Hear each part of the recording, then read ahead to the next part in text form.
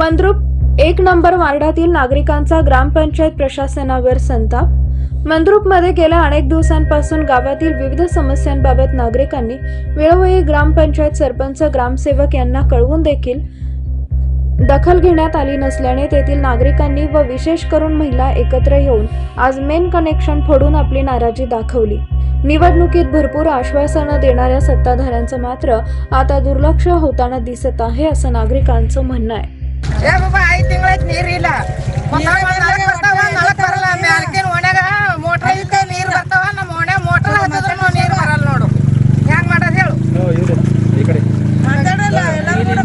ಮಾತಾಡ್ಲಿಕ್ಕೆ ನೀರು ಮತ್ತೆ ಎಲ್ಲರಿಗೂ ಬರಂಗಿಲ್ಲ. ಅವ್ರಿಗೆ ಹೇಳಿದೆವು ಒಂದೇ ಟಪ್ಪ ಬಿಡ್ರಿ, ಪೈಲ ಬಿಟ್ಟಂಗ್ ಬಿಡ್ರಿ ಅಂದಿದ್ದೇವು, ಬಿಟ್ಟಿಲ್ಲ ಅವರು.